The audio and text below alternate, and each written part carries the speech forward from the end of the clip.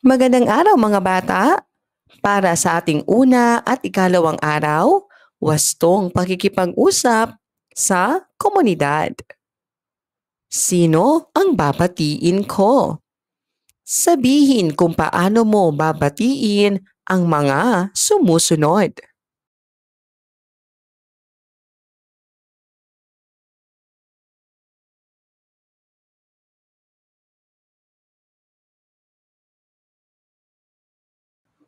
Sa ating komunidad, mahalaga ang paggamit ng magalang na pananalita.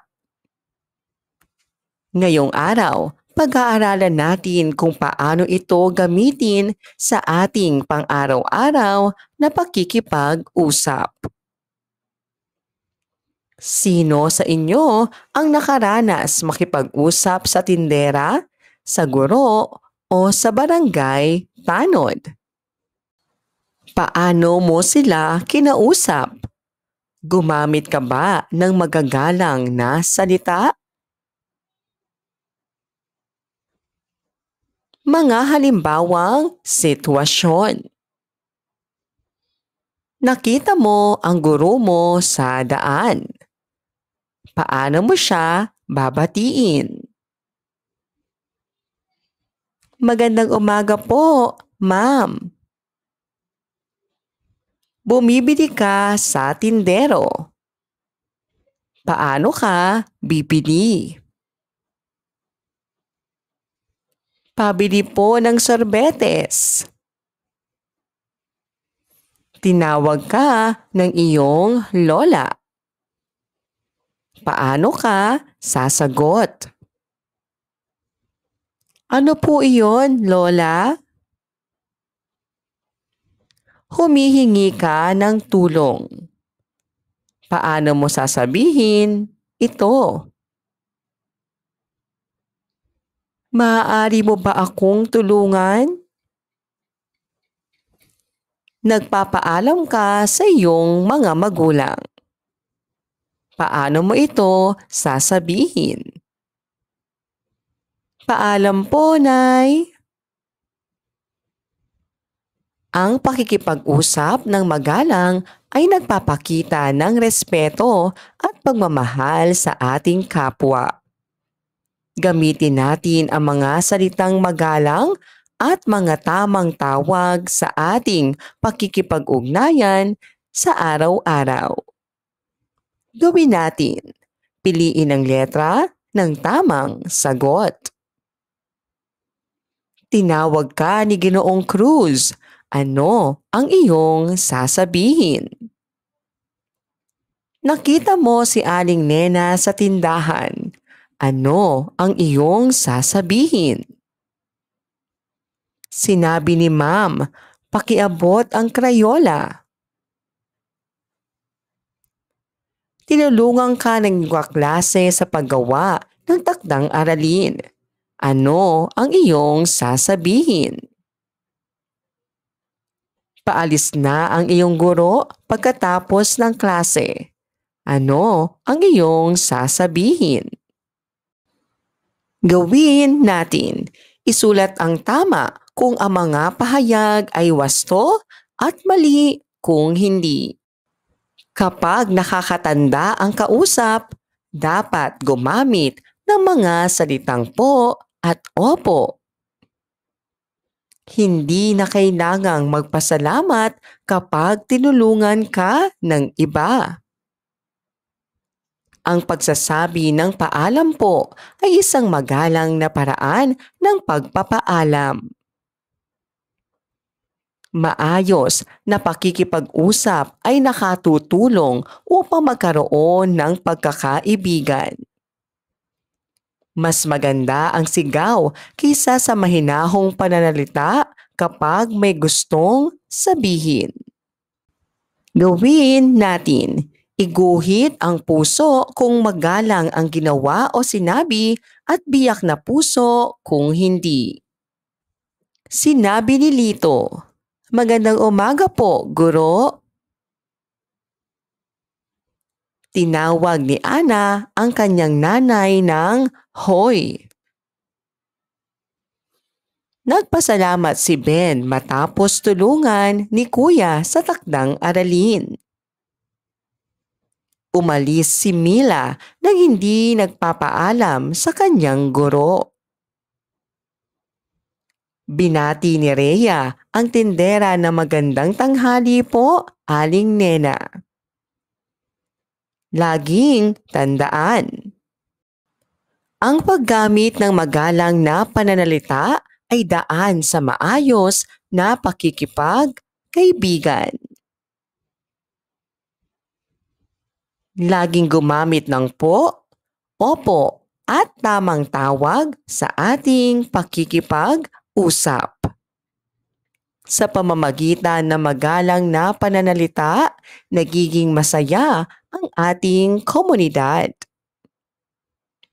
Ikatlo at ikaapat na araw, pagpapahayag ng karanasan batay sa kwentong pinakinggan. May alaga ka rin bang pusa o aso? Naranasan mo na bang may mawala sa'yo? Ano ang ginawa mo? Basahin natin. Si Nelly at ang nawalang pusa. Si Nelly ay isang batang mahilig sa hayop. Isang araw, nawala ang kanyang alagang pusang si Mimi. Hinanap niya ito sa bakuran, sa ilalim ng mesa at sa kapitbahay. Sa wakas, nakita niya si Mimi sa ilalim ng upuan sa kusina. Tuwang-tuwa si Nelly at niyakap ang kanyang pusa. Sino ang pangunahing tauhan sa kwento? Ano ang nawala kay Nelly? Saan niya ito hinanap? Ano ang naramdaman ni Nelly nang makita niya ang kanyang pusa? Ang pakikinig ng kwento ay nagbibigay kasiyahan. Natututo tayo at naaalala natin ang mga mahalagang pangyayari. Mahalaga rin ang pagbabahagi ng sariling karanasan para matuto ang iba. Gawin natin. Sagutin ang oo kung totoo ang pahayag at hindi kung hindi totoo. Ang pangalan ng batang babae sa kwento ay Nelly.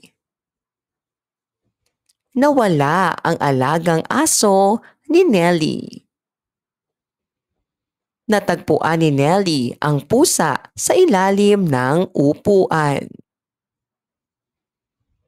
Malungkot si Nelly nang makita ang kanyang alaga. Dapat nating alagaan at mahalin ang ating mga alagang hayop. Gawin natin. Iguhit ang iyong alagang hayop o gustong alagaang hayop. At isulat bakit ito ang iyong napili.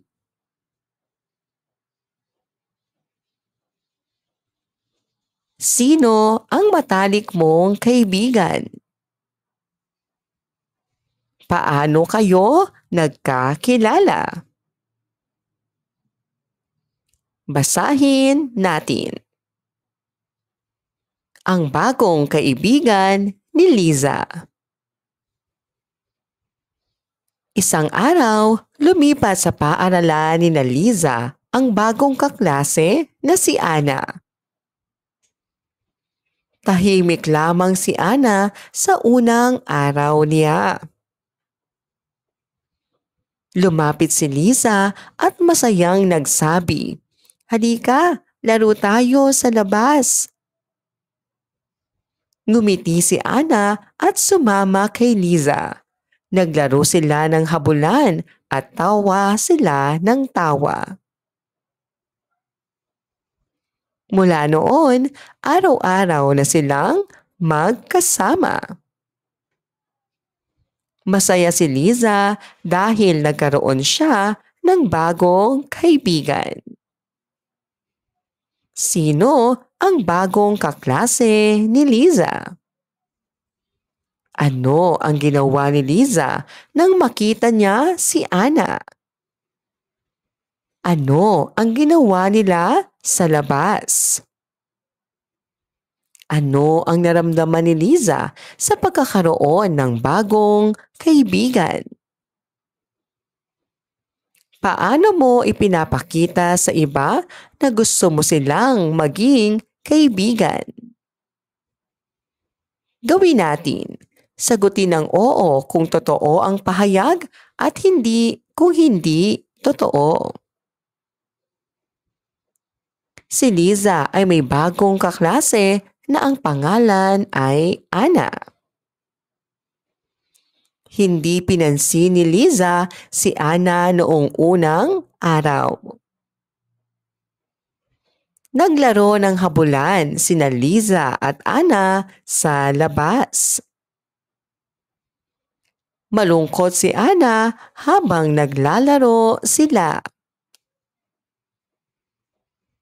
Naging magkaibigan sina Liza at Ana. Gawin natin. Iguhit ang iyong matalik na kaibigan at isulat kung paano kayo nagkakilala.